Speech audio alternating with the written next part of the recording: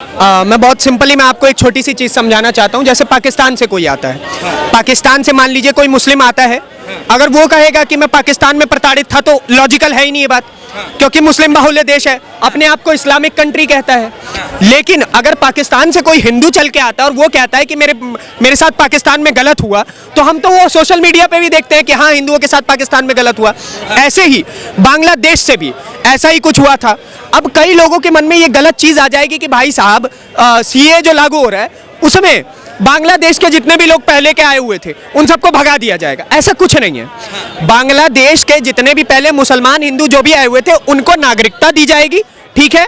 और अब से अगर कोई आएगा, अब से अगर कोई गलती से भी घुसना चाहेगा तो क्या होगा, उन लोगों को क्या करेंगे, अगर वो मुसलमान होगा तो भाई वापस भेज दिया जाएगा, हिंदू होगा तो उससे मजबूरी पूछ के उसको दे दिया जाएगा जो भी। यही तो इस सरकार का लॉजिक है कि हिंदू मुसलमान करना है। जो नागरिकता हिंदुओं को दी जाएगी वो क्या मुसलमानों को नहीं दी जा सकती? क्या मुसलमान वहाँ खतरे में नहीं हो सकता? दुनिया जुबीडू है, देश धर्मशाला है, आप भी ये पूड़ियाँ बट रही हैं, खाइए, हद हो गई है भाई। देश संविधान से चलेगा, कानून से चलेगा। देखिए सिटीजनशिप अमेंडमेंट एक्ट जो है ये आपने और मैंने बैठ के नहीं बना दिया है, हमारे जैसे अज्ञानियों ने नहीं बनाया है। वहां पे बैठती है बहुत बड़ी बड़ी टीमें, XIS ऑफिसर, IFS ऑफिसर्स, ठीक है। तो उनसे ज्यादा पढ़े लिखे ना आप हो सकते हैं ना मैं हो सकता हूँ, ठीक है। तो उन लोगों को उनके हिस्से का काम करने दीजिए, आप अपने हिस्से का काम कर लीजिए। अगर कोई एजुकेटेड कोई कानून ला रहा है तो जानबूझ के थोड़ी किसी को प्रताड़ित करेगा। ये देश तो बाबा साहेब का देश है ना। तो संविधान के माध्यम से चलो, अगर इस देश में कहीं संविधान के किसी पन्ने में अगर ऐसा सीए का शब्द का वर्णन भी है, इसका मतलब वो लागू हो सकता है ना, तो कर दिया। बिल्कुल। यही तो इस सरकार पर आरोप लगता है कि मुसलमानों को इस सरकार में दबाया जाता है और भेदभाव किया जाता है। ऐसा है या नहीं है मेरे भाई? ऐसा कुछ नहीं है। सबसे पहले एक चीज रेक्टिफाई मैं कर दूं, जो सिटीजनशिप अमेंडमेंट एक्ट है 31 दिसंबर 2014 से पहले जो कोई भी हिंदू है, ठीक है, जैन है, पारसी है, क्रिश्चियन है, वो है ना, उनको नागरिकता मिलेगी, मुसलमानों को नहीं मिलेगी। क्यों नहीं मिलेगी? अभी आप देखना कि अभी इंदर लोग मुझे कुछ समय पहले ही जो है किस प्रकार से मनोज तोमर ने जो है अपनी ड्यूटी निभाई और उसको दिल्ली में सस्पेंड कर दिया, वो तो गलत है। पर साथ ही साथ आप देखिए किस प्रकार से मॉब लिंचिंग करने की वहाँ पे पूरी साजिश होती है। पूरे इंदर लोग में आज पुलिस थाना है, किस प्रकार से एक आतंकी भीड़ जो है वहां पर आती है और जो है उनको जो है पुलिस को भी अपनी सिक्योरिटी में भी जो है दिक्कतें आ रही हैं। तो यही आज सच्चाई है। आज दिल्ली में तकरीबन 20 से 25% रोहिंग्या और बांग्लादेशी मुस्लिम है। तो जब ये देश के आर्थिक सिस्टम के लिए खराबी है और आर्थिक जो सुरक्षा है उसके लिए जो खराबी है, तो क्यों ना ये लोग बाहर जाएं। तो सीए और एनआरसी दोनों ही साथ साथ आना चाहिए। इसका जो है पूरा भारत जो है पूरा समर्थन करता है और इस तरीके का पहले से जरूरत थी, समर्थन आज आया है। आप समर्थन करते हैं, आप समर्थन कर रहे हैं। सभी को करना चाहिए क्योंकि राष्ट्रीय सुरक्षा। आपको नहीं लगता कि इस सरकार में जैसे हिंदू आ रहे हैं दूसरे देशों से तो उनको नागरिकता मिलेगी, मगर मुसलमान अगर कोई आ जाता है तो उसको नागरिकता नहीं मिलेगी? भेदभाव तो यही कर दिया सरकार ने। कहते हैं नागरिकता यार, और क्या चाहिए? 1947 में 2 देश ले तो लिए, पाकिस्तान ले लिया, बांग्लादेश ले लिया, वो देश है मुसलमानों के लिए। जब क्या कहते हैं ये क्या भाई सीमा हैदर को ना मिल गई नागरिकता? उन्हें कहाँ मिली नागरिकता? 4 बच्चे आगे और इंडिया में रह रहे और क्या चाहिए नागरिकता? कोई तुम्हें लाल किला नाम करो उसके, लाल किला नाम करो जब नागरिकता मानोगे। भाई इंडिया में खा रही और क्या चाहिए भैया? आ गई है तो सभी नागरिक, कोई भी आएगी उसे भी देंगे हम। भाई अगर तुम्हारी सपोर्ट हो 2-4 कोर ले आओ, उसे भी सपोर्ट देंगे हम, नागरिकता पूरी देंगे। भाई ऐसा है, इजराइल और गाजा पट्टी का युद्ध हुआ, कौन से मुस्लिम देश ने अपने मुस्लिम भाइयों के लिए अपने द्वार खोल ले? ये ना बात। कौन से मुस्लिम देश ने अपने मुसलमानों को अपने यहाँ पनाह दी? कोई मुसलमान देश किसी मुसलमान को अपने यहाँ पनाह नहीं देता। ये मुसलमान या तो अफ्रीका भागेंगे, या यूरोप जाएंगे, या हिंदुस्तान का रास्ता देखेंगे। क्यों? तो हिंदुओं को भी तो पनाह मोदी सरकार दे रही है। मुसलमान कंट्री मुसलमान को पनाह नहीं दे रही, हिंदुओं को हिंदू राज्य मतलब देखा जाए हिंदुस्तान में पनाह। अरे भाई ऐसा है कि जो मुस्लिम देश हैं, अगर उनका मुस्लिमों का आपस में झगड़ा है तो उनका जातीय और धार्मिक मामला है, उसमें नागरिकता का कोई मामला नहीं, आपस में सुलट लो। लेकिन जो गैर धर्म है, केवल हिंदुओं को नहीं, आप आधा बोल रहे हो। जैन को भी परमिशन है आने की, बौद्ध को भी है, क्रिश्चियन को भी है, आप केवल हिंदू का शब्द बोल रहे हो। आप रिलीजन बोला है, नहीं, आप पूरी अपनी लाइन बोलो ना आप। तो जब उनको अपने देश में, मुस्लिम देश है, वहाँ अपना लड़े भिड़े जो मर्जी करें, लेकिन हिंदू, जैन या बौद्ध जो वहाँ उनके बीच में पिस रहा है उनके झगड़े में, उनके लिए शरणार्थी यहाँ बनाने के लिए उसको योजना दी गई है।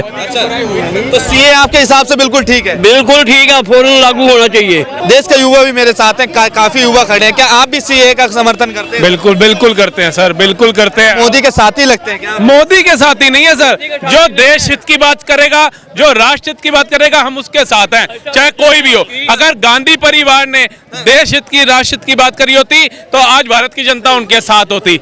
लेकिन 2 टर्म मोदी जी के हो चुके हैं, दोनों टर्म में मोदी जी के साथ अगर भारत की जनता खड़ी है तो कुछ ना कुछ खासियत होगी।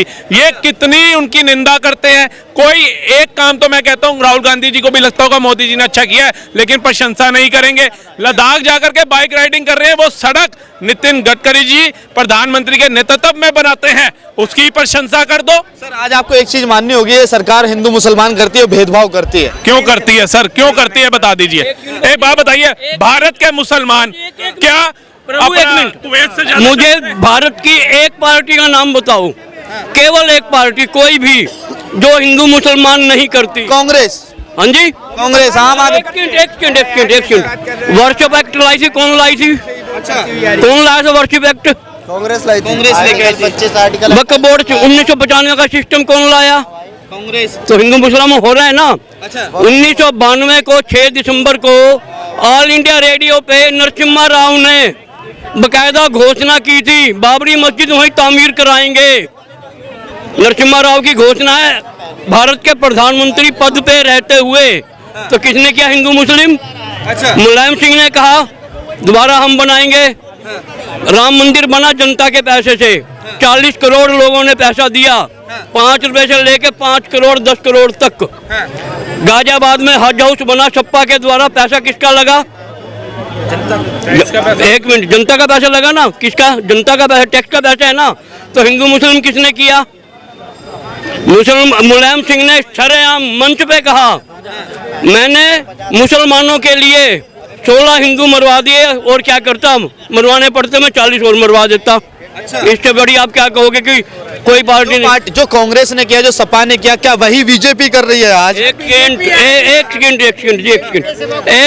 सेकंड बाबू, एक मिनट। ऐसा है, बीजेपी जो अपनी सरकारी योजनाएं लागू की हुई हैं, जनधन योजना, अरे एक मिनट बाबू जी, जनधन योजना, उज्ज्वला योजना, शौचालय योजना, प्रधानमंत्री आवास योजना, आयुष्मान योजना, किस भाई मुसलमान को कह दे कि मैं लेने गया मुझे नहीं मिली? सबको मिल रही है ना। तो हिंदू मुसलमान किसने किया?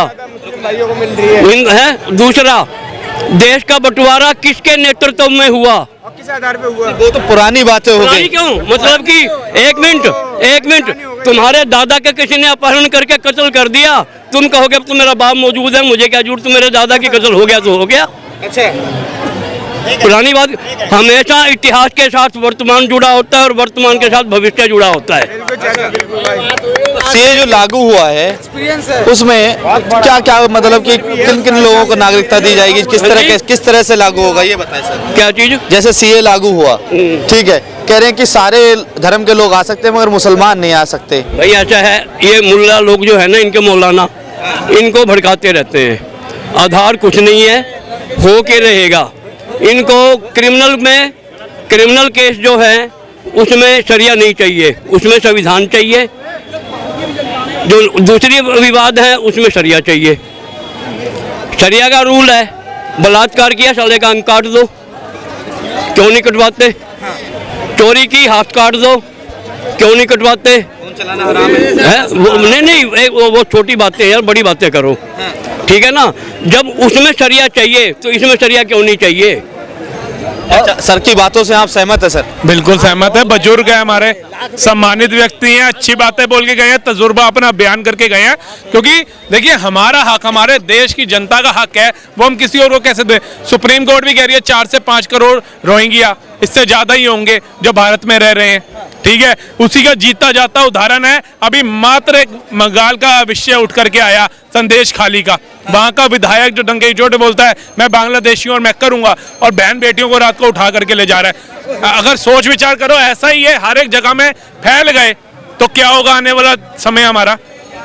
देखिए, मोदी सरकार जो भी ये कहते हैं अपने पॉइंट उठाती है या जो भी योजनाएं लाती है या जो भी कानून लाती है बड़ा सोच विचार करके लाती है, सबके हित में होता है। ऐसा कहीं नहीं कहा गया कि आवास योजना है, शौचालय योजना है, उद्यमी योजना है, आयुष्मान योजना है, इससे हम एक अलग समुदाय को अलग रखते हैं। सबका साथ सबका विकास सीए में तो रख दिया ना अलग। यार वो तो बाहर से नहीं आएंगे ना, जो यहाँ हैं जिनके पास कागज हैं वो अपना दिखाओ। हम तो हमारे को तो अब समझ आई कि हमारे जो हरिद्वार में पुरोहित होते थे ना, उनके पास हमारी पुश्तों का वो ढांचा क्यों लिखा होता था पूरा बयान, क्योंकि हमें क्या पता था, या तो हमारे पुश्तों को पता था भैया एक सरकार ऐसी भी आएगी जो कागज मांग लेगी। इनके कागज बकरी खा गई, ये बकरी को खा गए, अब कागज ढूंढ रहे हैं, तो क्या करेंगे ये। हाँ अरे जो आ गए हैं पहले से, पाकिस्तान से मुसलमान आए हैं, रोहिंग्या मुसलमान आप जो आप बता रहे थे, उनका क्या होगा? आउट उनके बाप का हिंदुस्तान है, उनके बाप का हिंदुस्तान है। हिंदुस्तान किसी के बाप का नहीं है। बुलडोजर पे बैठा के भेज देंगे उनको। उनका है, उनका नहीं है ना। हमारे बाप का हिंदुस्तान है, हमारे बाप का हिंदुस्तान है, क्योंकि हम हिंदुस्तानी है। वो कौन है भाई? उनके बाप का कैसे हो सकता है? सुन लो, पीले पंजे वाली गाड़ी पे बैठा के पाकिस्तान छोड़ के आएंगे, पीले पंजे वाली गाड़ी पे, हाँ बुलडोजर पे, ठीक है। बुलडोजर की भाषा कहाँ से सीखो भाई? अरे भैया हमारे योगी जी है ना, सिखा देते हैं, प्यार से सिखाते हैं। बुलडोजर से ही हो क्या? नहीं, मैं तो हूँ बिहार से, लेकिन पसंद करता हूँ योगी जी को। पक्का नहीं, कायदे से पता है क्या है, देखो जो मुस्लिम भाई यहाँ पर रहे थे वो रह रहे हैं, लेकिन कुछ मौलाना क्या है उनको बलगला रहे हैं कि आपको भी भागना पड़ेगा। अरे क्यों जाना पड़ेगा उनको? रोहिंग्या मुसलमान जो घुसपैठिए घुसे हैं, चोरी छुपे, उनको बाहर भगाने की बात हो रही है। जो 2 नंबर पे आधार कार्ड बना करके वोटर आई कार्ड बना करके आए, उनको बाहर भगाने की बात हो रही है। तो जो भारत का अच्छा मुस्लिम है, जो एजुकेटेड मुस्लिम है, उसको इसके ऊपर प्रश्न चिन्ह उठाना ही नहीं चाहिए, ना मोदी जी से सवाल करना चाहिए। लेकिन जो भटके हुए हैं वो पहले भी सवाल उठा रहे थे, अब भी उठाएंगे, और अभी तो ऐलान किया, अभी देखना कितने सड़कों पे भी आ जाएंगे। 500 पार हो जाएगा भैया, ये लागू होने, हाँ 500 पार हो जाएगा। क्या कह रहे हैं चाचा? सीए लागू होने के बाद 500 पार? नहीं, अच्छी बात है। जब कोई राष्ट्रीय सुरक्षा के लिए काम करेगा तो जनता उसको सपोर्ट करेगी, ठीक है।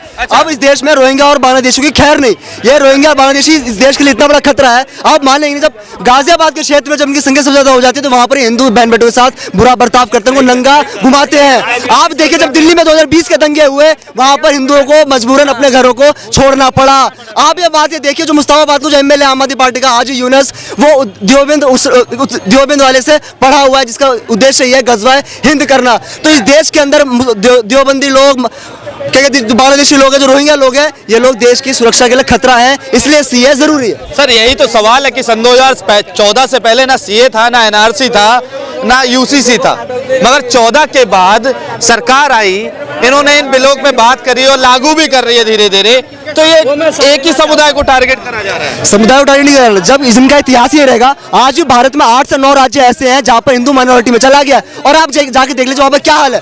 झारखंड में जब एक स्कूल के अंदर वहां पे मुस्लिम बच्चों की संख्या बढ़ जाती है तो पेरेंट्स कहते हैं कि अब हमारे बच्चे ऐसे, हाँ शुक्र छुट्टी चाहिए, हमारे बच्चे अब जो ऐसा प्रार्थना नहीं करेंगे, हमारे बच्चे ऐसे प्रार्थना करेंगे। वहीं दूसरी तरफ जो कर्नाटका में जो है, वहां पर जब फिर से मुसलमानों की संख्या बढ़ जाती है तो वहां पे कहते हैं भी आप मंदिरों को तोड़ दो, मंदिर को हटाओ। फिर मद्रास हाईकोर्ट कहते हैं कि नहीं ऐसा कैसे चलेगा, जब देश एक पंथ निरपेक्ष देश है तो सबको रहने का अधिकार है। तो रोहिंग्या और बांग्लादेशी इस देश के लिए खतरा है, उनको जल्द से जल्द बाहर निकाला जाए। आप देखिए जिस प्रकार से थोड़ी देर पहले वर्णन करा कि मनोज तोमर जो एक पुलिस ऑफिसर दिल्ली पुलिस का, उसको इस प्रकार से पूरा ये रोहिंग्या और बांग्लादेशी मुस्लिम जो है मॉब लिंचिंग के साथ कर रहे थे।